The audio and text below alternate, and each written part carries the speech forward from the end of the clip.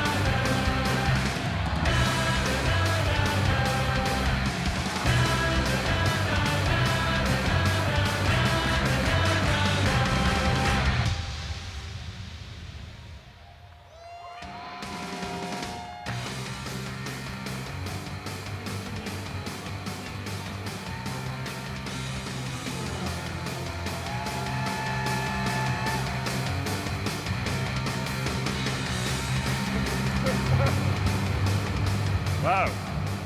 It's like how I walk into every room. Well, if that doesn't get you pumped up, I don't know what will. And some of you thought Oracle was going to change us. So, welcome to SuiteWorld 2018, our biggest ever. It's great to be here again. Back in Vegas, so thank you for all showing up on time last year. Well, most of you. The ones who didn't, you know who you are. In fact, we know who you are, because we have the badge swipes as well. So, okay, so the theme this year, despite the splash of color, is not explosion at the Crayola factory, but ready, set, grow. And you're going to hear a lot about that today. Now, we can't start any presentation without reading the obligatory safe harbor statement and warnings. You should read these. They are surprisingly specific. And that may actually be the most important. Okay.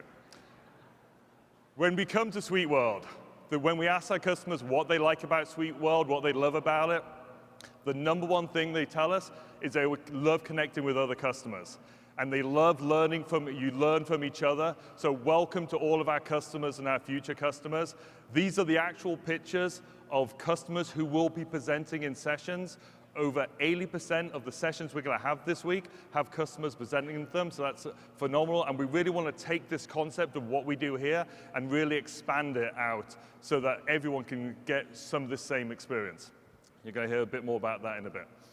I'd also like to thank our sponsors. Without them, none of this would all be possible. Go to the expo floor. There is some phenomenal uses of NetSuite out there. And one of the things I get super excited by, I walked the floor, I did last night, I see this great use of the platform that Evan built all those years ago and how people have done things that we never imagined and use it to extend your use of NetSuite so you get more value from it. So please go there. And a special thank you to Deloitte Digital, our titanium sponsor, and Del Boomi, our diamond sponsor. Coincidentally, Del Boomi Diamond is also my rapper name, so that's just... We have a similar agenda to last year. Evan will be doing his hotly anticipated and received keynote tomorrow morning. The evening gala on Wednesday night is going to be Royal Machines again, which is the super band. We don't actually know, we know who the core band members are, but they always bring 3 or 4 guests. And we have no idea who they're going to be. And if we do find out, we're not allowed to tell you. But in the past, we've had Ozzy Osbourne and Courtney Love and Run DMC and Billy Idol and ZZ Top. So I've kind of got some hints you're not going to want to miss tomorrow night.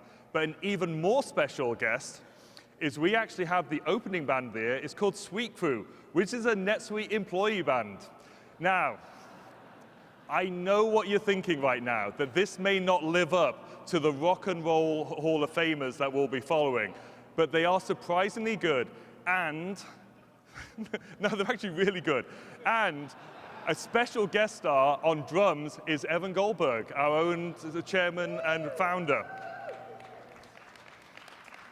Now, if his keynote tomorrow lacks the polish of previous years, because he spent a lot more time practicing his drum solos than he did his demos this year. Okay, but we're also bringing back a Thursday keynote. Now, we know after a big gala, it's a little hard sometimes to get up, but we have some special guests to really bring it along. So Jason Maynard is going to have Magic Johnson on stage. He's not just a great basketball player, he's actually become a great businessman involved in lots of not-for-profit, and is one of our customers, so you're going to have some great content for that. So please join us 9:30 on Thursday for that. Okay, NetSuite's not just about the product, not just about connecting, it's also around giving back, and we've been doing this for many years. We actually have 1,100 not-for-profit, both customers and grantees. Smaller not-for-profits actually can get NetSuite software for free, and our employees will actually donate implementation time. So one of the things we've been doing for many years is a hackathon. We call it the Hackathon for Good. We take NetSuite developers, some of our partner developers, customers who have developers, and they come together and they sit down and form into teams and solve a problem for 2 nonprofits. So the problems they were solving for this year was, one, the Ability Center, based in a wellness and fitness center based in Canada. They have about 200,000 visitors, 4,300 customers, and they were having to tie together their partners and their locations to the outcomes they were getting from their programs. And so that's a solution that got built this week, and they'll go and use it. Girl Scouts of America, 2.6 million Girl Scouts. When they sell you the cookies, they get this credit called Cookie Dough, which they can then use to go onto a website and actually get various things from the Girl Scouts, powered by NetSuite. And so they need a better way to tie those together in a volume way. So, but the big one we're doing, the big tie-in this year, is the Alex's Lemonade Stand. Now, for those of you who don't know, and they have a big presence on the expo floor, so I strongly encourage you to go there. Alex Scott was a 4-year-old cancer patient in 2000, who, while she was going through treatment, said, told her parents, I want to set up a lemonade stand so I can raise money to cure children's cancer. So that's exactly what she did. She set up a lemonade stand and raised some money, and that was great. Unfortunately, she lost her battle in 2004, but her family and parents continued on with this concept. And you can go there, and they will send you a lemonade stand, and you can use it to raise money. By doing this, they have raised over $150 million and have funded 800 pediatric cancer research projects, which I just think is just phenomenal.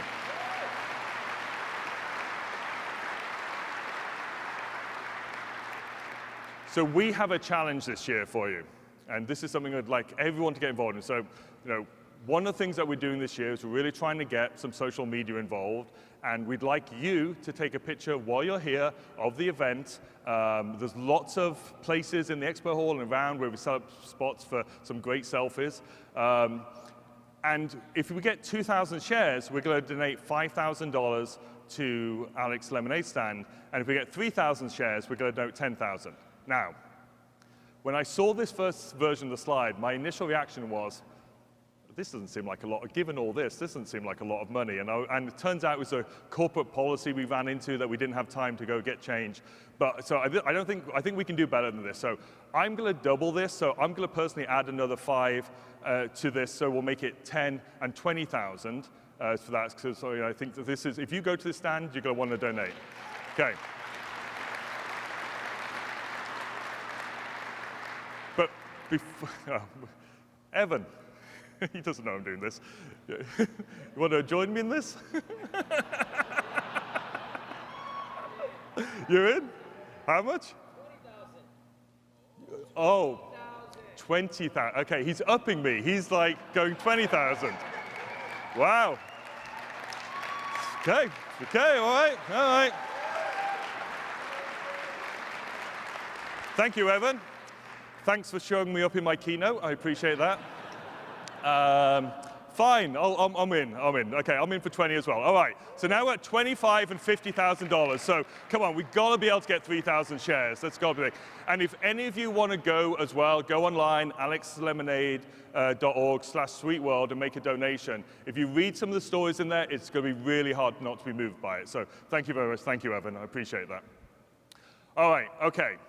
So last year was just after the Oracle acquisition, and Oracle had fallen in love with NetSuite, and I'm pretty sure they still are. I'm pretty sure we're still in the honeymoon phase. You'll be able to ask questions of Mark Hurd later, so maybe you can ask him that. But usually when you go through an acquisition, especially a large one, and we were actually Oracle's largest ever acquisition, there's usually a period of disruption while you sort through the integration issues. And so a lot of people have questions. I get this a lot. What's happening to NetSuite? Well, nothing's changed from what we talked about last year. We're still a global business unit. All of NetSuite product support, services, sales, we report into a single global unit to me and Evan, and we report into directly to Mark Hurd. And so the good news is the last 18 months have actually been some of the best in NetSuite's history. So we've actually had, in Q3, we had the highest customer retention of any time in our entire history. And one of the ones that often changes is, you see a change in employee retention. We actually had improved employee retention over the last year. In fact, of the 20 years of NetSuite's history, there have only been 2 years that we had better employee retention than we did in the last 12 months, which is just phenomenal. And a lot of people ask me, people's like, okay, well, you've been here, I've been here, God, 18 years now. So Evan's been here, started 20 years ago. It's like, why for so long? And what I always say is, I love what I do, and I love the people I do it with, so I can't really imagine being somewhere else. And I think that's how a lot of people at NetSuite feel, and that's what hopefully our customers and partners feel as well. And so everything we try and do is maintain that culture and just keep it going. So really proud of that. So our customer satisfaction results, they've improved. They've been the best in our history. We signed the most new customers in the last 12 months throughout our entire history. And we've had significantly increase in revenue growth. And you should see our plans for next year. It's kind of going crazy. But so the last 18 months have gone well. All right, on with the theme of the show, ready, set, grow. So when we were looking at what makes a NetSuite customer, we're looking at the various levels of attributes, company size, vertical, industry, geography, et cetera. We were looking for what is something that ties them together and something that makes them different. So we were just looking, what we should be doing and building and focusing on. The one thing as we were looking through the data that jumped out, the one correlation that is the #1 correlation between NetSuite customers is that they actually grow faster than non-NetSuite customers. So if you look at any measure we could find of any index of any business, small, large, S&P 500, NetSuite customers grow faster. Now, we're not arrogant enough to say we're the ones causing this growth. We know you are. We hope to be the ones just enabling it. In this story, we're not the superhero, you are. If you're Batman, we're Alfred in the back office getting the tools ready. If you're Wonder Woman, we're the golden lasso giving you a single version of the truth. That's how we view ourselves. And if you're not growing 17%, can you please pay very close attention this week because you're dragging our average down. But here's the thing that's actually happening with businesses. There's been a multi-decade trend to actually, we're becoming a too big to fail economy. A higher percentage of people work in large companies today than they have ever before. And this trend was really accelerated in the Great Recession, 2008, 2009. And so the challenge is, it turns out it's not actually any harder to start a business. We're seeing loads of business starts. Venture capital funding has never been higher. But what you're seeing from these headlines is there's an enormous amount of information out there that it's becoming really hard to scale a business. So why is that? Why is it that hard to scale a business? How to go from being a small company to growing to a mid and then hopefully large? Well, when we looked at this, the reason we think it's hard is because growth is change, and change is always hard. Growth is also evolution. We need to constantly evolve ourselves. Darwin said it's not the strongest or the fittest that survive, but those most adaptable to change. And I don't think there's anything ever been truer said about business. Growth is also continuous. The quickest way to destroy a business is to get complacent, to think based on your previous successes that will just continue into the future. Growth is also discipline.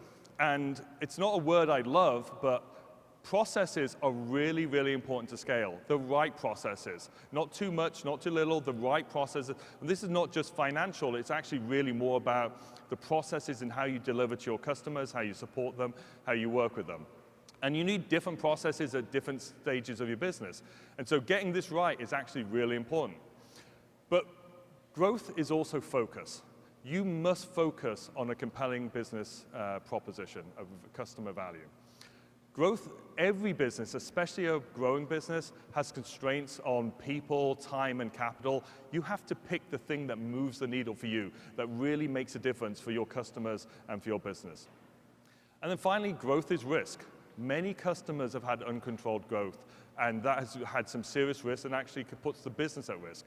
Growth stresses your people, your controls, your financials, so you really have to pay a lot of attention to how you manage that risk. Now, one of the things that we're going to be doing a lot of this week is sharing some stories about what we've learned through our history. And so I'm going to do a couple of minutes kind of sharing some of the stories I've got. One thing I actually realized when I wrote these stories out is every single one of them has one thing in common. They're all stories where we failed and then succeeded. And I think the lessons you learn from failure, the ones in blood, are the ones that you really stick with you and the ones that you really understand and can talk about and can expand upon. So the first one is just in areas going global. So when we first went international, firstly with the UK, all the way back, I think in 2002, that was our English speaking, and then Japan a few years later was our first non-English speaking expansion. We tried to do different things in those countries than what we were doing in the North America, is where we got our start. And in the UK, we were selling a focus on different products than we were selling in the US. In Japan, we had a different go-to-market strategy because everyone said that was what's worked in Japan. Neither of those worked. What you have to do is you have to take the core of what made you successful here and do that. It's too hard to have a separate business model or separate big business focus or customer value proposition when you're expanding. You really need to keep the core of what made you good and take that and then localize it from that point, not to try and recreate a new business model. So going global, it's hard, but it's essential.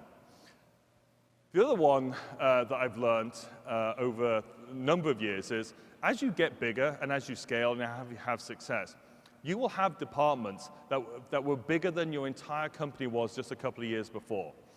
And there can be a challenge with that. If you focus on, okay, how do I build the best product? How do I sell the best? How do I deliver the best? How do I support the best? And that's great, but your customers don't care how you're organized internally. They want to know where they can get their questions answered, where they can receive value, and you have to be able to work together across everything and have every piece of that work together.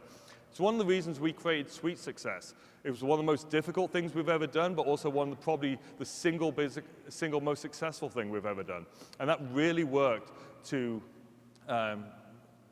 drive a lot of success and a lot of commonality between our departments. And so what we did is that we took 7 people from various departments and we made it their full-time job and told them they weren't allowed to come out until they were done. Well, and this is another thing I've always found is, if it's important enough to move the needle, it's important enough to be someone's full-time job.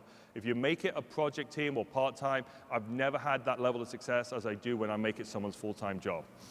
And the final lesson is focus on the right things. As a public company, we focused a lot on billings. That was a lot of how our stock was judged by analysts, and so we probably spent too much time doing that. It was actually wrong for the business, and since one of the reasons we're growing so fast is because we no longer get judged on billings, and so we've actually been able to free up a lot of things that we do to enable to do the right things and really just focus on long-term customer satisfaction and growth. And so that's been a huge thing. So again, all these lessons are really ones that I've learned from failure and then succeeded. But growth is all about sharing, and this is one of the things we really want to bring to SuiteWorld is to share the story. And so what we have in the expo floor is called the Blue Microphones Media Center. We want to hear your stories, and we want to tell these stories out to many people. So please go to the Blue Media Center, schedule a time, both audio and video. You can tell your story, and we can share that with many of our customers around the globe, because not everyone can come to SuiteWorld. Because we are actually launching GrowWire, and what GrowWire is a full multimedia program. How do I describe this, Jason? A full multimedia program where it's got its own website which shares your stories. It's got GrowLab, which is all statistics around how growth numbers for industries and verticals compare to yours and how you're doing. You can go in and plug in your numbers and see how you compare to others. There's a podcast that Jason will be hosting. There's a TV show, and actually we're going to show you a teaser of the first edition of this TV show that will be launching on Thursday, so please come for that. And then there's a community, again, using the sharing to get all our stories together. There's not going to be NetSuite product information here. This is really all about you and your stories, what made you successful, what the challenges you faced, and how you overcome them. And I think a lot of people are really going to benefit from this, both NetSuite and, frankly, non-NetSuite customers. So you'll see that on Thursday. Okay, so going global. When we started looking at the data about NetSuite customers and their growth, one thing that we saw was our One World customers, which are our global customers and actually tend to be our biggest customers, almost on average twice the size of our non-One World customers, actually grow faster than our non-One World customers. So our international customers grow faster. Again, we're not arrogant enough to say we're causing this, but we'd like to think we're helping you get there sooner and helping enable it. And so we've talked about this a lot in the past. NetSuite has customers in 199 countries around the world. There's a few we don't. The big one's Greenland, Libya. North Korea, it turns out, we don't have any customers in. But whenever we are thinking about going to a new country, the first thing we have to do is search the globe for an expert on North Korea. And we found one.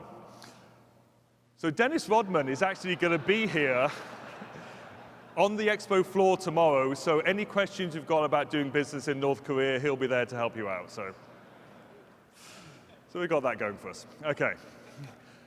In addition to where we have customers, one of the things that we're launching this year, we've started to launch it and we're really expanding it, is that by the end of this year, we will do complete language support, so phone support, online support, the knowledge base, all the help documentation, the how-to guides, will be localized across 7 different languages. And if you look at the part of the world that we'll cover in terms of true localization, it's going to be the vast majority of the globe. And it's not just the local language support. We're going local to the core. Our goal is to be more German in Germany than SAP. And what that really means, and this is an area where scale is really important. You really need scale. In my business, scale is so important to be able to do all these things. But it really means you get a local experience, a local team, people on the ground. The product is entirely localized. And then you have a team of both support and services who can really work with you, and partners and our SDN program all work together to enable that local experience. So we are massively expanding our international presence. And just to give you an idea of this idea of scale, why this is important, when Oracle acquired us, we had 70 people in sales in EMEA. End of this year, we'll have 600. And most of those will be in countries that we'd never done business in before, that we never had a presence. So the scale of this is becoming important. But localizing, going to these countries, is not just about the localization. It's also about the product features and global financial features, which we'll all get to use. So 18.2 release this year. It's really the release. There's a lot of stuff in it. Evan will show you a lot of that tomorrow. But the real core of what it is a lot of localized features for markets of China and Germany and France and, I mean, many, many countries. But also these global financial features we'll all be able to use. So you're going to see intercompany framework, which is a way to automate transactions between our subsidiaries. Multiple advancements in payments, auto cash, automatically apply money received into your bank account to your receivables. This has been a highly requested feature, but across all your subsidiaries, period end, journal automation.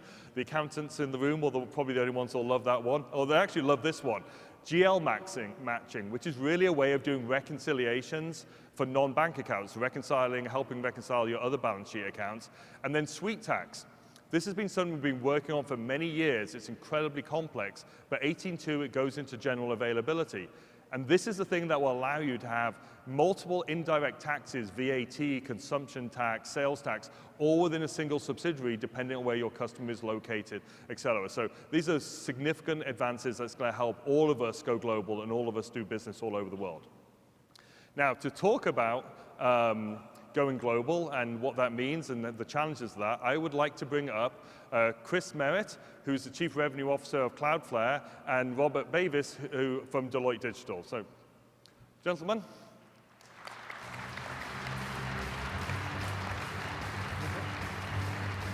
Thank you. Good to see you. Thanks for being here. Hey, how are you? Thank you. Nice shoes. Oh, you like the shoes? You know, I'm pretty sure I have that jacket as well. Should go backstage. You should check your closet. All right. I'm pretty sure it wouldn't fit. OK, so tell us about Cloudflare. Well, I thought we were actually going to do like a C and raise you again, because Rachel certainly upped the ante. Yeah, well, feel free. Vegas mechanics. Yes, that's right. OK, so tell us about Cloudflare. The business, what you guys do. Yeah, so at Cloudflare, we operate a really large network. So we're popped out in about 150 cities around the world. And on that network, we run about 10 trillion requests on the internet every month. So customers use us to make their content faster and make their applications faster. OK, and so you're international. So when did you go international? Oh, gosh, so since we operate the internet, our goal is really help build a better internet. We were international from day one. We just didn't have a choice. Okay. And when you're opening up these data centers around the world, your responsibility is to be fast all around the world, and you have to be able to pay people all around the world. So from day one. So how many subsidiaries? How many countries? Well, we have 3 subsidiaries technically, but we operate in 150 cities, and I think that you can imagine with the use of NetSuite, our subsidiary growth is climbing. Excellent. Well, you're very pleased we don't charge by subsidiary anymore, so that's good. I'm glad I said 3. So what are the challenges with going international?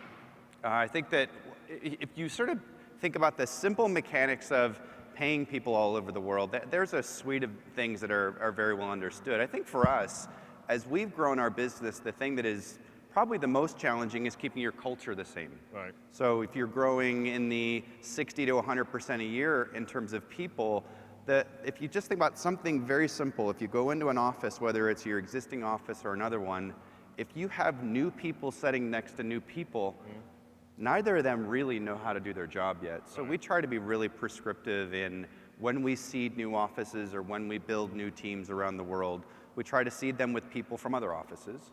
And we try to get the balance of here's what we've done around the world that's worked, teach the person next to you, and then have the other balance of, well, what does it really mean to do that in a local market that we've not been in before? And try to be respectful of those cultural differences. OK. What's the best piece of advice you've ever gotten? Oh, gosh. When you get on stage, have a good answer to this. Good. I think surround yourself with great people. I think Rachel said it well. We're not all great at everything, and if you're smart enough to know where you're weak, 1, look for great service partners, and 2, just look for people, whether that's your partner at home that you go home to, or the folks that are at work. Find those folks that are going to draw the best out in you, but compliment you in ways you probably couldn't have imagined. OK, excellent. Thank you. So Robert, you're at Deloitte. You work with Cloudflare. Tell us what you do there. Yeah, so Jim, first and foremost, thank you for having us out here. you. And Chris, it's been a pleasure working with you and your Cloudflare executives. I have to do a special shout out to the Cloudflare CIO, who's been a great partner of ours. We've been the top NetSuite partner for several years now. Yeah, and congratulations. Just won Partner of the Year again this year. Thank you. Congratulations. And And we're absolutely thrilled about the growth potential of the product, both domestically and globally. We've been implementing NetSuite for quite some time across many different industries for small, medium, and enterprise-sized clients.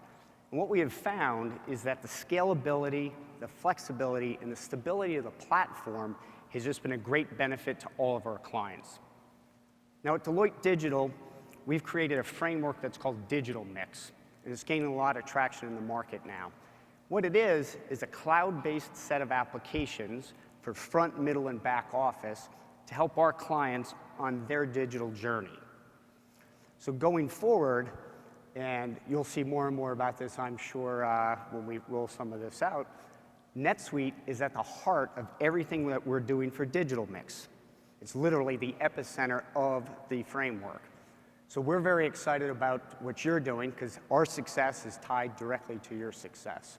So thank you. No, thank you. And what is it about NetSuite that makes you pull us at the heart of your offerings? I would say 3 things. Technically, it's a very sound product and works great in our ecosystem.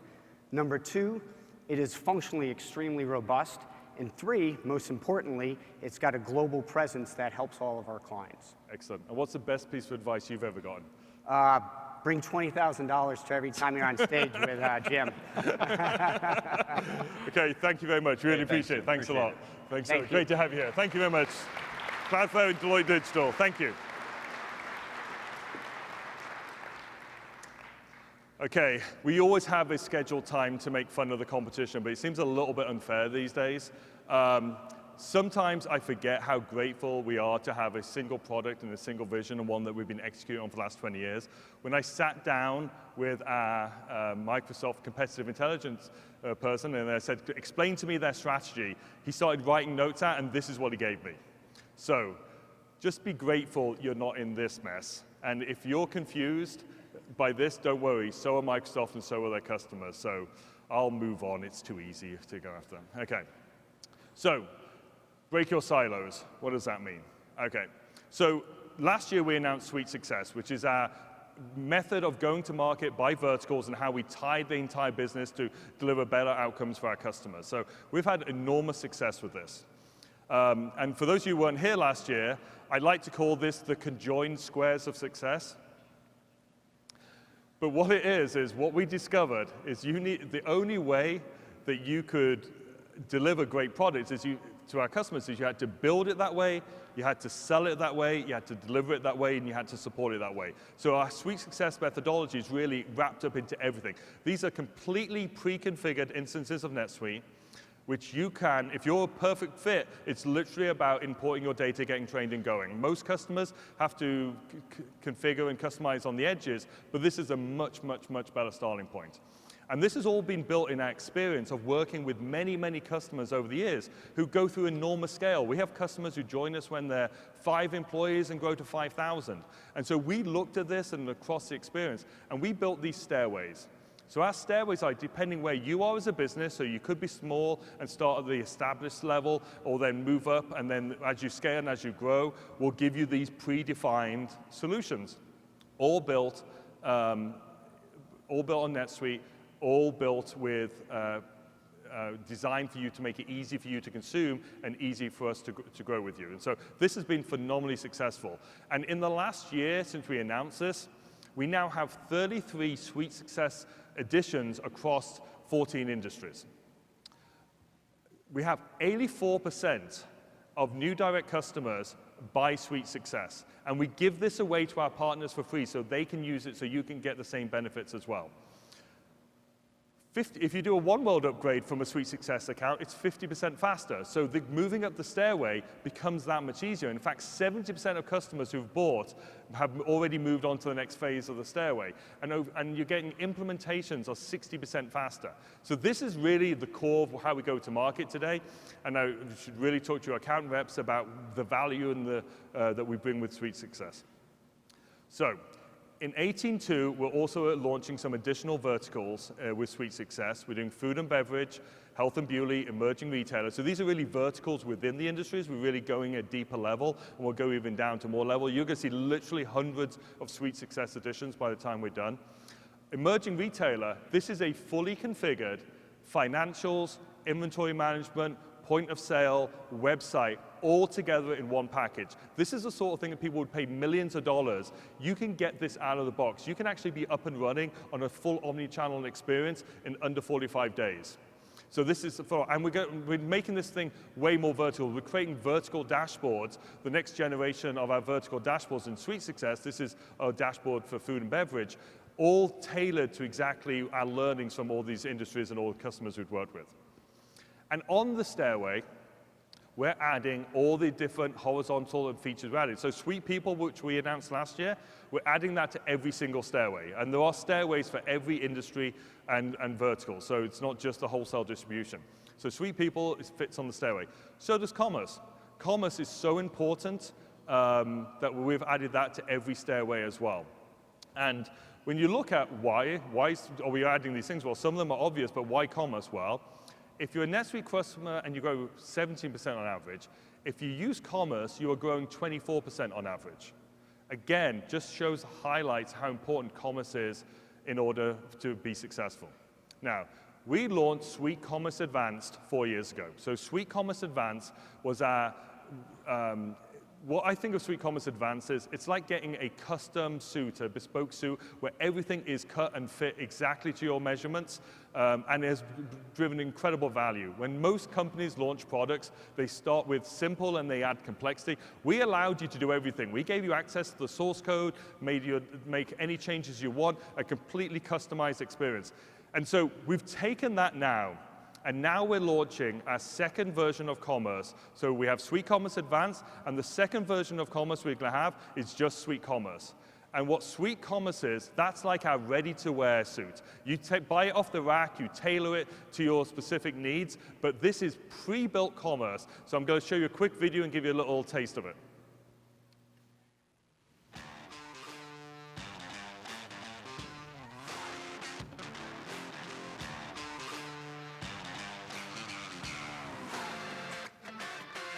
Accelerate your digital growth with NetSuite's new e-commerce solution, SuiteCommerce.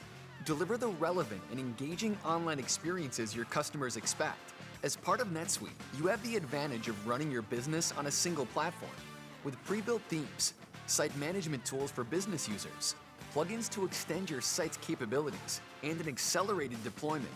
You'll have the freedom to grow and evolve your online business like never before.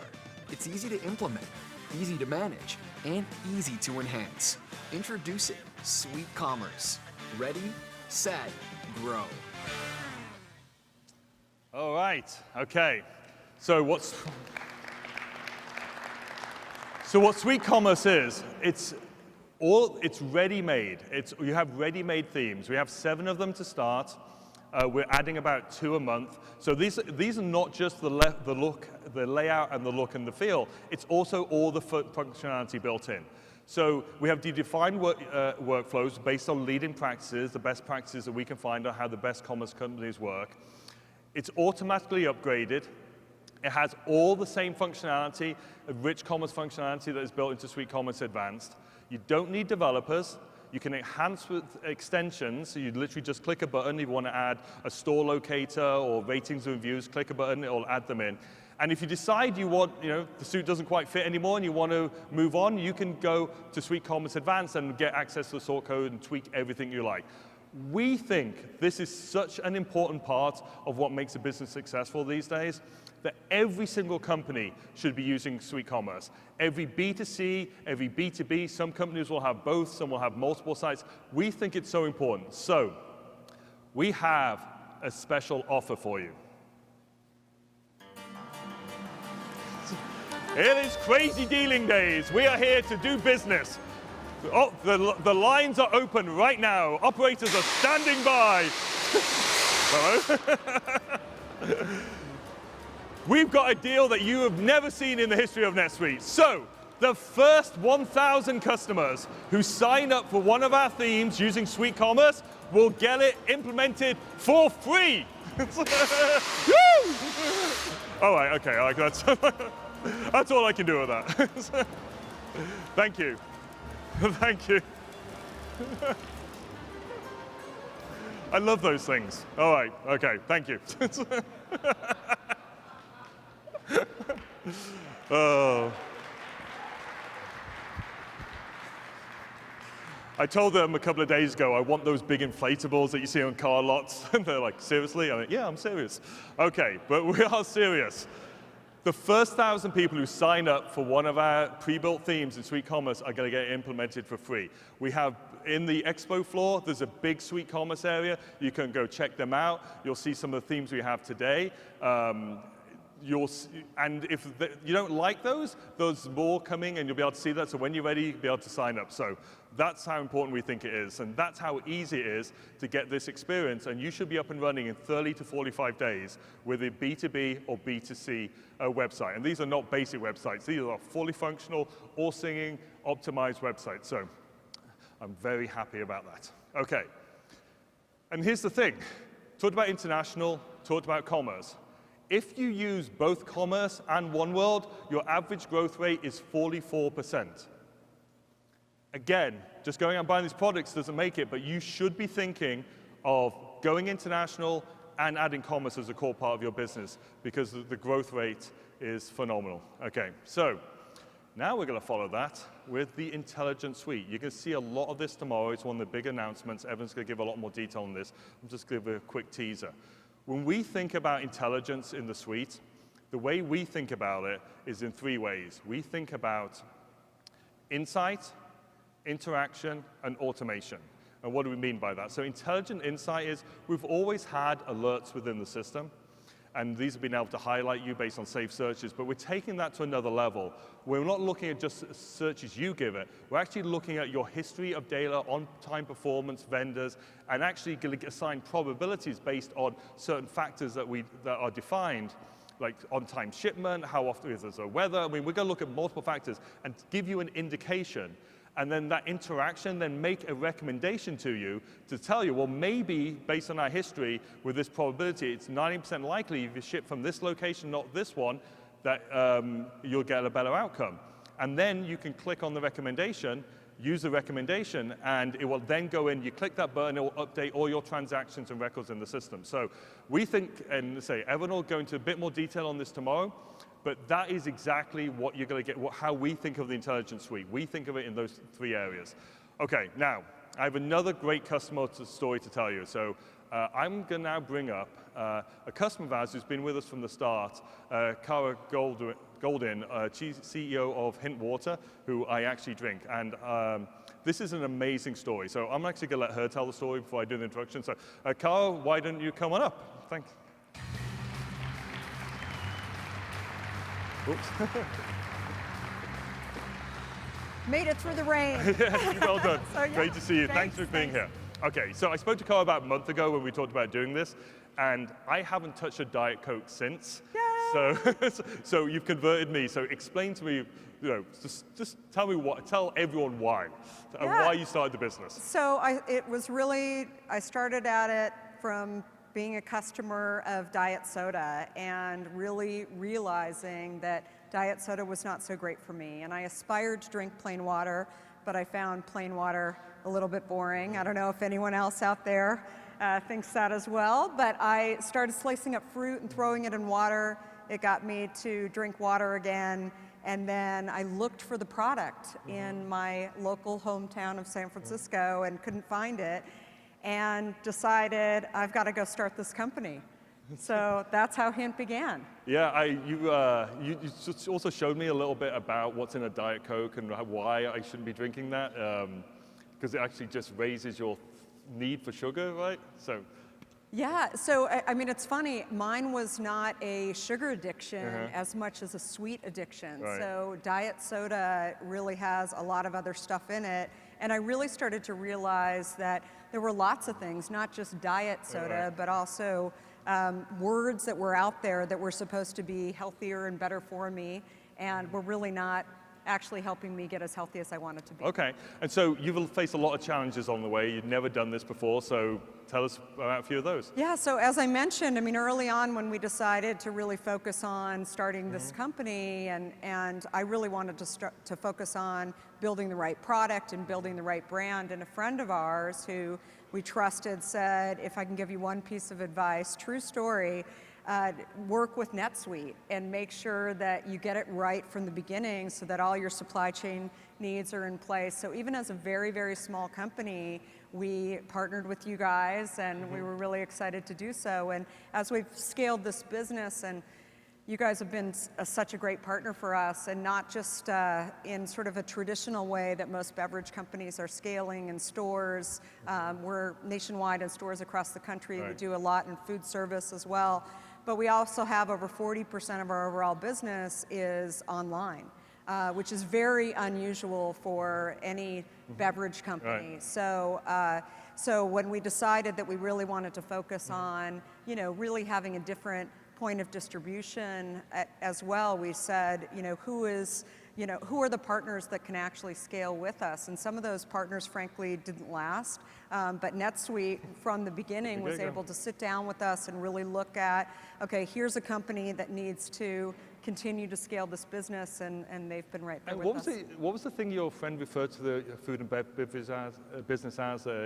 Oh, and so he said to us, he was like, I don't know why you guys are going into the food and beverage business versus where I came from, tech, but he said, it's pick and shovel work. And I'm like scratching my head thinking, what exactly is pick and shovel work? And what he said is, look, it's really tough, and you're gonna be going up against the large soda companies, and you're gonna be fighting really an effort not just around soda, but also around sugar and sweet. And so he said, you may be in Whole Foods one day and then, not in Whole Foods in the same way and in the next day, but you just have to keep at it and keep moving. And so that's another big reason for our desire to really own our customer experience and go direct with our customer. So Rachel was talking a little bit about that. I mean, we have a significant presence on social, not as big as Rachel, but it's really, really important to us to really have that relationship with the customer, and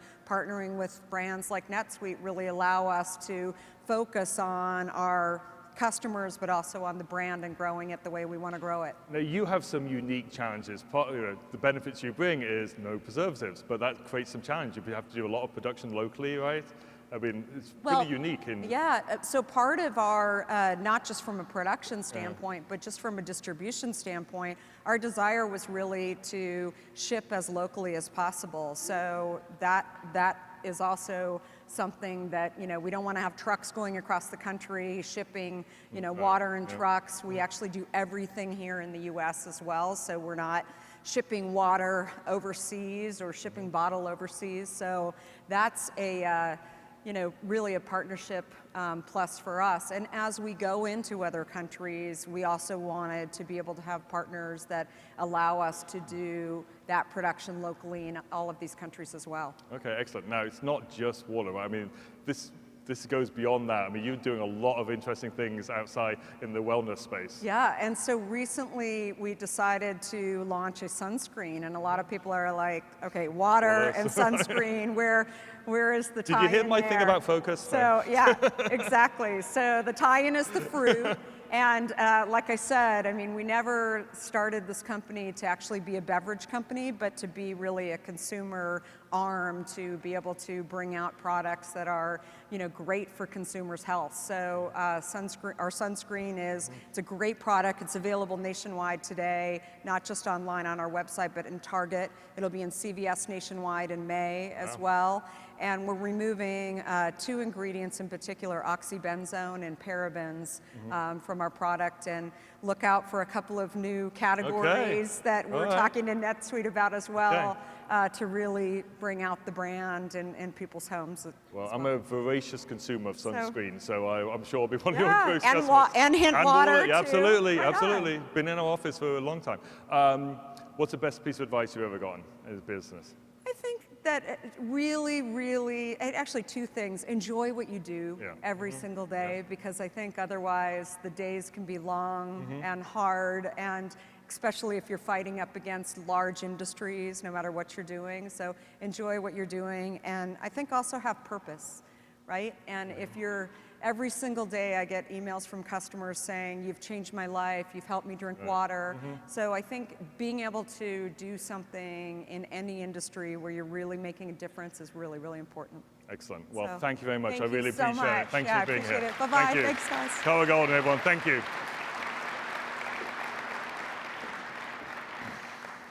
Okay. So you have to ask yourself a lot of questions, the questions that matter most to you. Like, what are you driven by a mission? And I would strongly advise that the best companies are driven by mission. So what are the barriers that stop you from focusing on the things that move the needle for your business? How do you take these strategies and operationalize them? How do you put these processes or these recipes in place so you can actually scale your business? Where are your opportunity costs? And I actually think this is a huge one. Opportunity cost is one of the biggest factors in if you're spending some time on the wrong thing, that means you're not spending time on the right thing. And how can you be one of these? How can you be one of the top companies up here being showcased on SuiteWorld or now GrowWire? You know, how can you get your story out there? Because I think that's an important one to learn. And how do I protect my company culture when you grow rapidly? And that is so crucial to keeping that scaling going and keeping the core of what made you successful. All right, now, with that, I have one last guest who's going to be joining us today, and it is the CEO of Oracle, Mark Hurd. Couldn't actually be here in person today, but we're having him joined by satellite. I'm going to ask a few questions of him, get things kicked off, and then we're actually going to, you'll be able to ask questions as well. We actually have a number of mic stands. There's one over there and one in this aisle, and there's two in this aisle. So if you'd like to ask a question of Mark, feel free to do so. But let me see if we can bring Mark up right now, and we'll get this kicked off. Hey, Mark, how are you? Great. You hear us okay? Perfectly. Perfectly. Got my hint, Oh, wow. as well. Wow, we really got our stuff together there. That was excellent. Okay, Mark, so thank you for joining us. We really appreciate it. So I'm going to start off by asking you a few questions, then we're going to open it up to the audience. Thought we'd actually start by giving some, just giving your position in the industry and what you see in the economy, just kind of what you see going on in the global economy right now, and how US is competing. I think if you look at the overall economy for the last 4 or 5 years, it's been fairly flat. It's been GDP growth of 1.5% or something like that. I think what you see in the United States right now is extremely encouraging. You look at the most recent employment numbers. You look at the if GDP actually hits a number that starts with a 3 or better, it's some of the best growth rates we've seen in years in this country. U.S. is, just without getting into a lot of detail, I would just say the overall fundamentals of the U.S. look very strong to me. And so where are people investing? Where are they putting their money to work? Yeah, I mean, if you see today, capital, certainly with what you've seen, and without getting into a lot of the politics around it, the now ability to invest capital back in the business, the freeing up of capital, many more capital projects than what you've seen before. The improvement now in these tax rates, the opportunity to now put that back into employment. You're seeing growth in expenses, what's directly relating to this growth in jobs. You know, it's hard to grow economies, Jim, when companies, just to give you an example, over the past 5 years, the previous 5 years, the S&P 500 revenue growth rate amongst all of them combined has been 1-2%. So when all revenue is growing 1-2%, it's really hard to grow expenses any more than that. Therefore, really hard to grow jobs and grow employment. When you start to see revenue, as you've seen in this last couple of quarters, start to grow 6 and 7%, that means people are going to do what? They're going to spend more money. They're going to invest. They're going to hire people. They're going to take on more projects. And that's what you see being reflected in these economic numbers. Okay, so shifting over to NetSuite, I told SuiteWorld that we're still in the honeymoon period, so are we? This is my annual review right here. Oh, he's not going to answer that. Okay, the honeymoon's over. Jim, listen, all jokes aside, I think the acquisition, which is now more than a year old, it is gone. If we were to describe how we'd want to do it, it's gone exactly as we would want to do it. I mean, we bought NetSuite to invest in NetSuite. We bought NetSuite to grow NetSuite. We bought it to invest more R&D, to take NetSuite more globally than ever before, to add more features, to go into more micro verticals than NetSuite was in before. Things that you and I, Jim, have talked so many times that NetSuite perhaps couldn't have done as a public company with all of the difficulties you have when you try to invest in the public markets that we can now do. And I think when you look at, it's such a credit, I think, to all the people at NetSuite, the strength of the brand, the strength of the product, the response in the marketplace. I'd say from an Oracle perspective, we're simply ecstatic about the performance of the business. Excellent. Well, great to hear that. And so, phew. Don't listen, Jim. I don't want you to confuse that with your personal performance.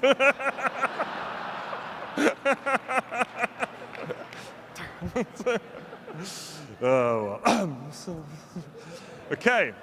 So we've been growing faster than ever, as I know, which is what you want from us. So so we talked about a bit about internet. So what is it you think about the shift to cloud that's helping NetSuite grow so fast?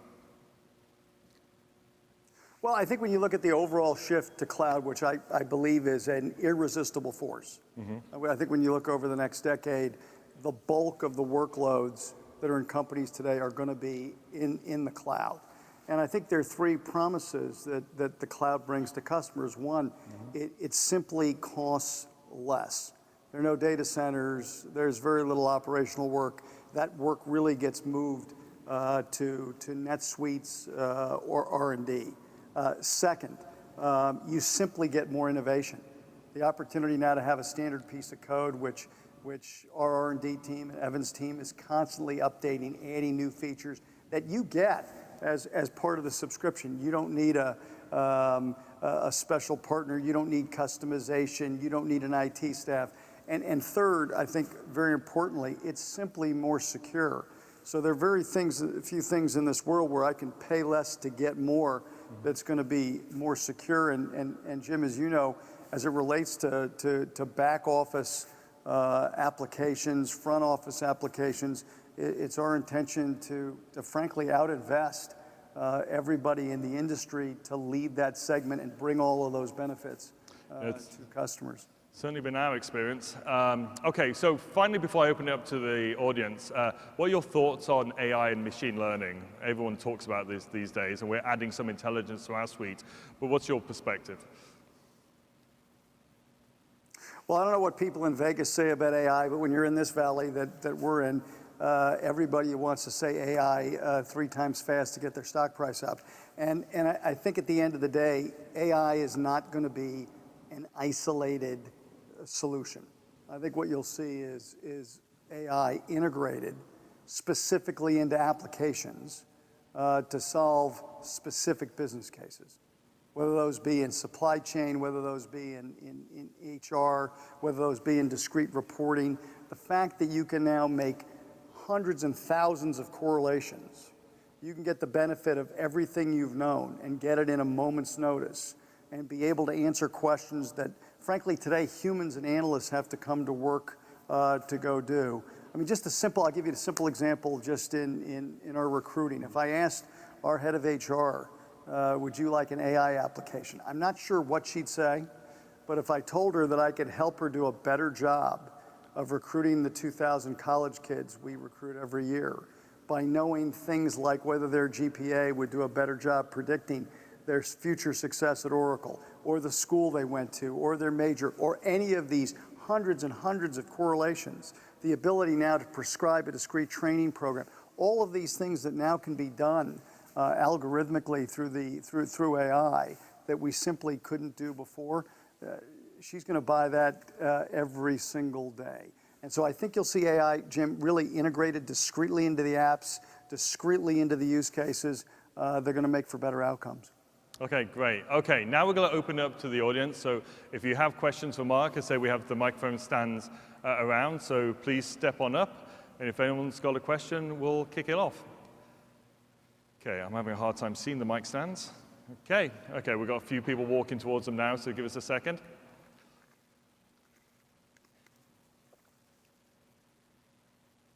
Okay, go ahead, sir. Hello, can you hear me? Hi, Mark. My name is Elliot. I work in Chicago. What you were saying just now about the cloud and the transition to cloud over the next couple of years is really exciting. But working for NetSuite, my customer question, I think, is about our customers now. How have you seen Oracle treat customers differently since the NetSuite acquisition, and how do you think we're going to look at customers in the future, especially cloud customers? You know, I don't know about differently. I would say there's something different that's happened with the cloud to Oracle. Frankly, if you went back 10 years ago, the customers that bought from Oracle were typically the biggest customers, the customers that had big IT staffs. They had a lot of data centers. They had a lot of support infrastructure to deploy relatively sophisticated applications. And so that sort of determined how we sold, who we sold to, how we supported. With the advent of the cloud, you now have opportunities for the smallest businesses in the world to get access to the exact same capabilities that previously they didn't have access to. And that's changed a couple of things. One, it's changed who our customer is. Our customer now becomes virtually everybody, as opposed to just the biggest customers in the world. Secondly, because of the movement to the cloud, we've moved away from just offering a product to really offering a service. And that service has 7 by 24 by 365 requirements. It has the need for us to now not only deliver great products, but to operate those products, to deliver incredible service levels, to be able to patch systems, upgrade systems, and do all of that seamlessly. So it's put a different, if you will, set of requirements on the company, which I think have been great. Listen, it doesn't mean everything we do is perfect, far from it. But I think we've done a very good job adapting, learning, driving, investing, and trying to create this world now where from the smallest company to the biggest companies in the world, you now get access to the same technologies that previous in the world, only the biggest companies in the world got. So it's been a change for us, and I think a fantastic one as we've moved into this new world of servicing as well as just delivering products. Excellent. Okay, next question. Hi, Mark. I'm Gregory out of Canada, Toronto. And my question was related to Microsoft Hairball slide that Jim showed before. So how would Oracle avoid this Microsoft Hairball for larger companies, enterprises? Because NetSuite has some larger customers that could be Oracle customers. And second question, are you going to ditch NetSuite brand, or are you going to keep it? Or will it be Oracle for small business and something like that? Okay, very good. You could join our analyst call and ask 4 questions inside of one. That was great.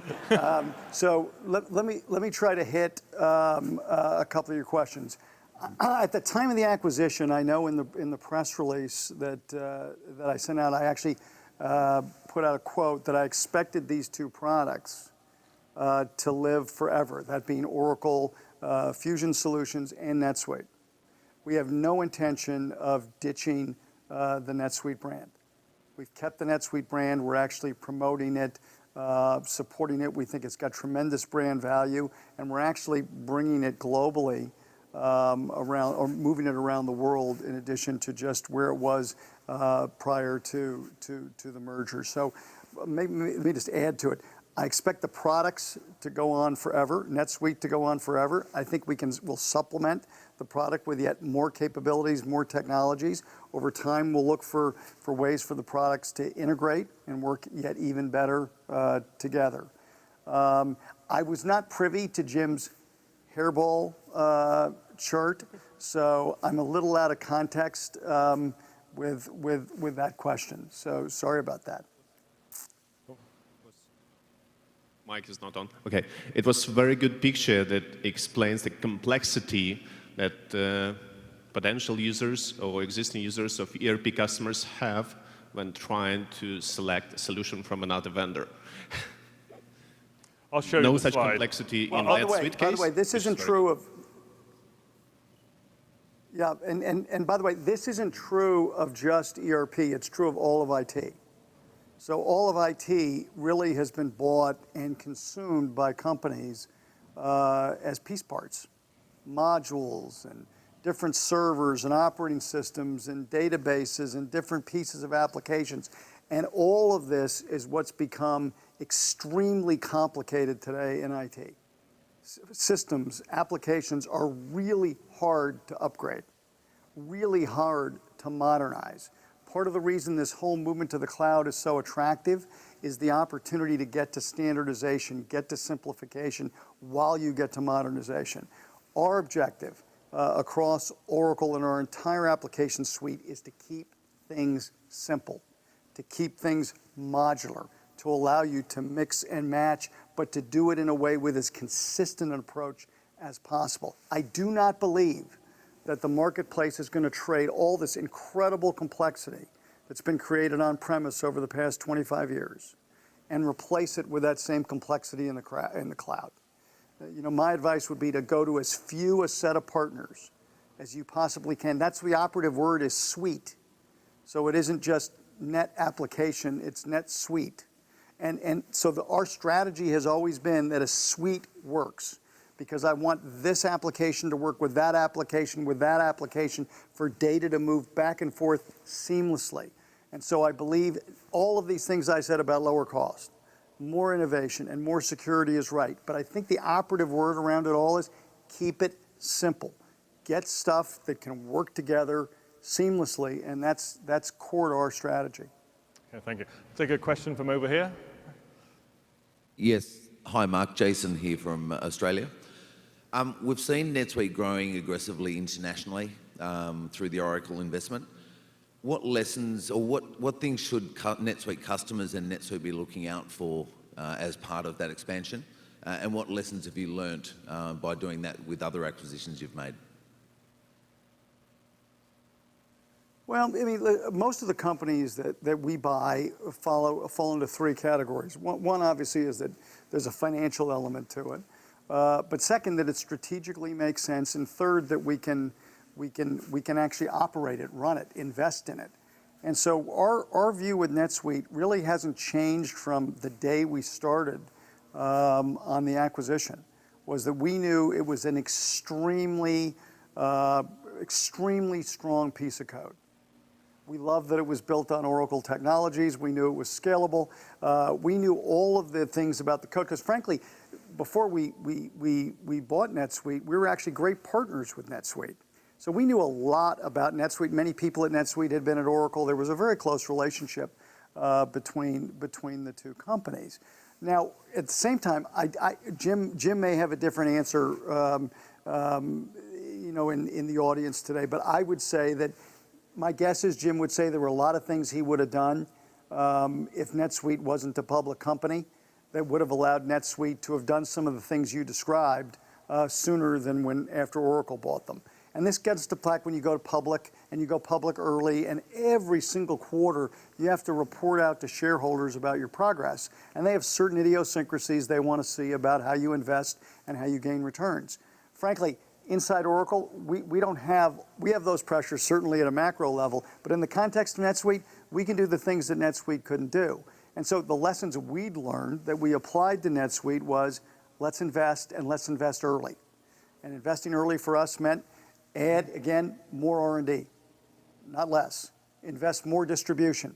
And to your point, you got it exactly right. Let's leverage the strengths of Oracle that help NetSuite, but not let NetSuite get crushed by some of the things that Oracle might not necessarily be helpful. Jim runs NetSuite. NetSuite is really incubated inside Oracle to focus on customers, to focus on investing, to focus on growing, as Jim described earlier.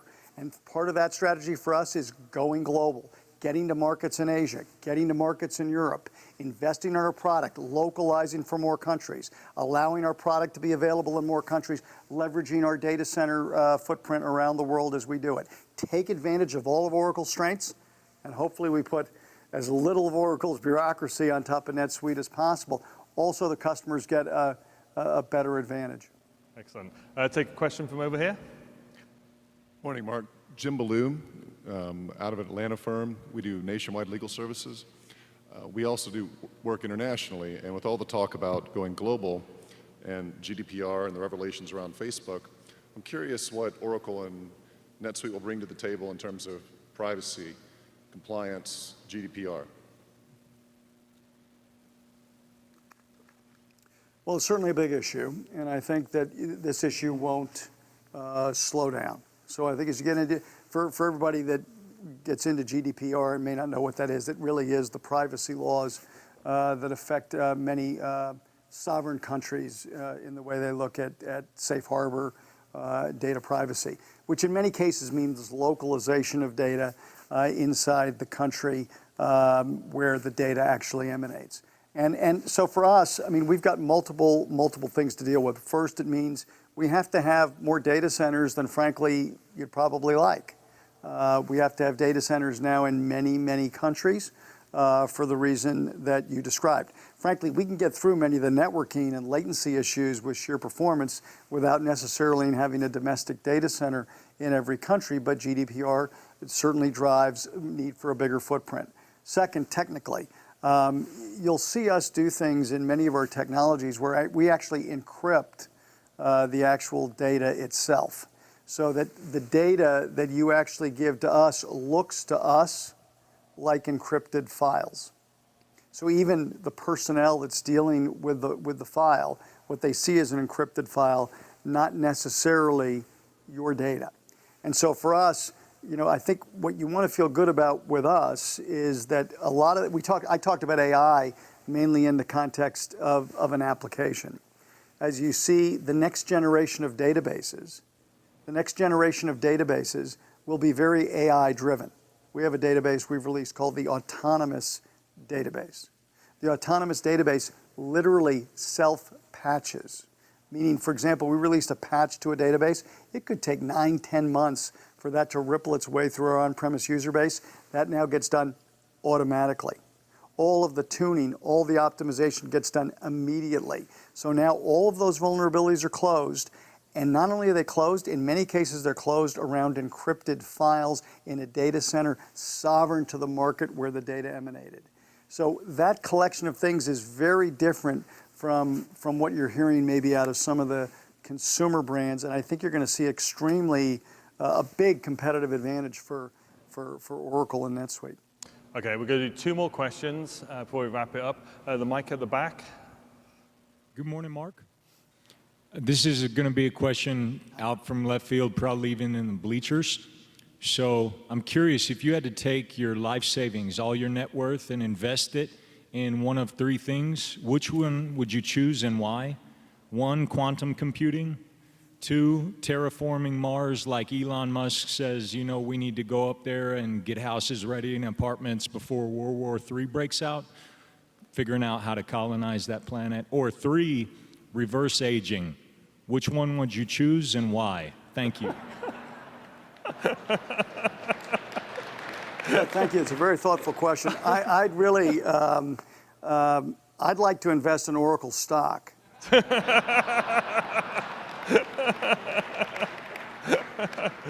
Okay, we'll do one last question. Hi, Mark. Thank you for the time. I'm Olivier, and I'm coming from Sydney, Australia. My question is about sustainability. You speak a lot about growth.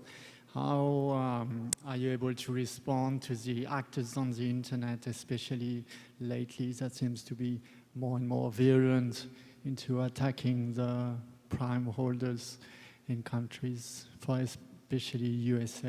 And I suspect if you guys become as big as you intend to, then you probably get a response from these actors. Yeah, and I think you're referring to the fact that we become a target for people that want to attack us. Yeah, listen, I think right now, you know, we obviously have tremendous number of safeguards, as you can imagine. I gave you one, for example. Let me give you a statistic. I think over 90% of all successful attacks are done on systems that have a patch for the vulnerability that was exploited that's been available for more than 6 months. Let me repeat. A vulnerability patch or a patch for the vulnerability that was exploited was available for more than 6 months on over 90% of the successful attacks. And so what you see, I think, today in the market is the people typically, the bad actors, as you describe them, don't go look for the most sophisticated targets to attack. They actually look for the least sophisticated targets with the greatest treasure trove of information. So I think the way that I would like you to think of it is that we're extremely sophisticated in the things we can do with the data. Let me just give you a couple of examples. One, we have absolutely one configuration in our cloud, one platform, one operating system, one database. Big scale, but one standard platform. We secure that platform at every layer. Database security, operating system security. I talked about the encryption of the data. I talked about the fact there's zero latency in the patching. So our ability, the sophistication we have, we believe, is as good as anything in the world to secure. And also we segregate that. So we not only encrypt the data, but we segregate the data in multiple ways. I won't go into all of this detail, but imagine that this is job one for us. Job one for us is securing your data. And remember what I said before, even if somebody, let me give you an example. If somebody actually called us up and legally said, send me a customer's data, of course I'd first say no. If somebody actually went after that data and got a hold of it, what they really would get in the end is encrypted files. They wouldn't get data. So if I was there in person and I was making a presentation, I could do it on security for about 45 minutes and take you through a lot of detail on it. But suffice to say, I hope suffice to say, this is an absolute focus and an obsession with us, is to ensure you're in the best hands possible when you're with Oracle and NetSuite. Okay, well, thank you very much. Mark, I really appreciate your time today. We're going to wrap it up now, but thank you very much for joining us, and I appreciate you taking the questions. Thanks so much. Y'all have a great time. Thank you.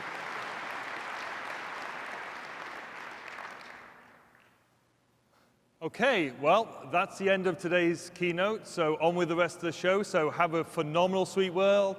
Get those shares in. Share your pictures. And thank you very much. And we'll see you next year somewhere. Thank you.